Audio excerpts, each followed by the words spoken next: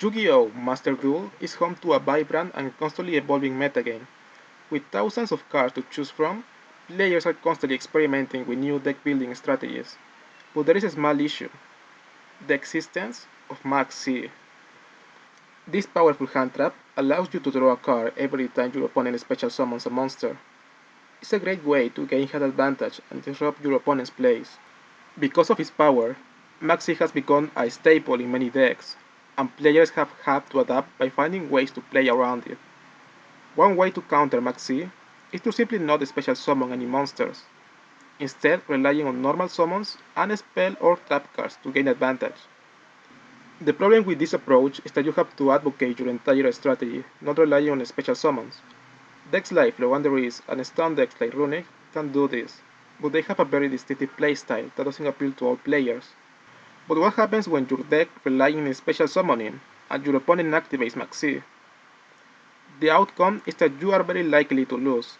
Either you try to make an inferior board so you don't give too many cards to your opponent, or you ignore Maxi and give them an insane amount of card advantage. In any case, your opponent will have enough resources to break your board and OTK you. On the other hand, if you are the one that is trying to OTK, your opponent could draw into a hand trap that could stop you and overwhelm you in the next turn. It's game determinant. It has counters, and we want to know what are the odds to see this little insect in your opening hand. Here is some information on the odds of opening Maxi in various scenarios. One way to calculate the odds of opening Maxi is to use a hypergeometric calculator. This is a tool that can be used to calculate the probability of drawing a certain number of cards from a deck of a certain size, giving a certain number of the desired card. Let's say we have 3 copies of Maxi in our 40 card deck. Using a hypergeometric calculator, we can calculate the probability of opening at least one copy of Maxi in our starting hand. The population size is the number of cards in our deck, in this case is 40. The number of successes in population is 3 because we have 3 copies of Maxi. The sample size is 5 because we start with 5 cards in the opening hand. And the number of successes in sample is 1 because we want to see at least one copy of Maxi.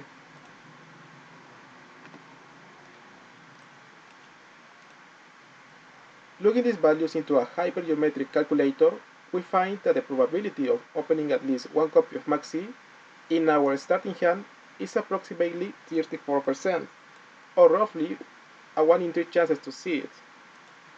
Now, let's see the difference with a 60 card deck. It has always been said that decks over the 40 card count are way less consistent, but how big is this difference? When plugging these values, we can realize that the probability of opening Maxi in our 60 card deck is around 23%. This means that we are 11% less likely to see a tree-off when using a 60 card deck than when we are using a 40 card deck. How to calculate this is very easy. You have to calculate the probability of not opening Maxi. The difference will be the desired result. We can also use other methods, like Monte Carlo simulations, to get an approximation of the expected values. This can be used in more specific scenarios where hypergeometric calculators aren't able to work so easily. Here is an example of how close a Monte Carlo simulation can get with 10,000 simulations. The difference is minimal in comparison with the true values. Below, there is this table that shows the chances of opening Maxi depending on the number of cards in your deck. The last column shows that adding cards over the 40 card count has the highest impact in your chances. That's why pro players try to run as close as 40 cards in their deck lists. People could also try 60 card decks if they are running cards like Grass Looks Greener, also decrease the chances of opening a brick while running a number of different engines at the same time. Now, let's play the Maxi minigame.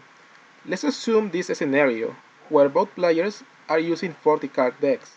Also, both players are running 3 Maxi, 3 Ash Blossom, 2 Called by the Grave, and 1 Crash Out Designator, also known as the Master Duel tags. So, what are the chances of Maxi resolving for player 2? So we have to calculate what are the chances of player 2 having at least one copy of Maxx C in the opening hand. As we know, that's roughly 34%. Then, the chances of player 1 having at least one Maxx C counter in the opening hand. Using the hypergeometric calculator, we can get an approximated value of 58%. Chances of player 2 having at least one copy of Maxx C in the opening hand and player 1 having at least one Maxx C counter in the opening hand. That would mean that Maxx C wouldn't resolve, and that's 19%. You get that by multiplying these values. And with that, you can now know the chances of Maxx C resolving, which is roughly 14%. Finally, I am showing this flow diagram of the Maxx C minigame. What I want to know is what are the chances of player 2 being able to resolve Maxx C. As we can see, there is only a 14.28% of player 2 being able to resolve Maxx C.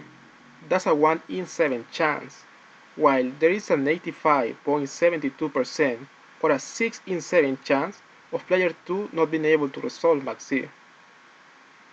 This is important because now in this information, people could decide to run more or less Maxx C counters depending on how weak their deck is to the Maxx C challenge. For example, this deck cut Maxx C counters like Ash and Call by the Grave to run other cards like Triple Tactics Talent and more Engine. On the other hand, you could run more counters like Gamma if your opening plays can bait Maxx C or Ash Blossom, for example, with a branded fusion as your first play. And that's it, guys. I am planning to make a Monte Carlo video about the chances of opening two specific cards, like for example Maxx C and Ash Blossom, and that's roughly like a 1 in 10 chances on a 40 card deck. But what's the difference for a 60 card deck? So if you like this video, please leave a like, leave a comment, and or subscribe, and give me more ideas about what kind of videos would you like to see.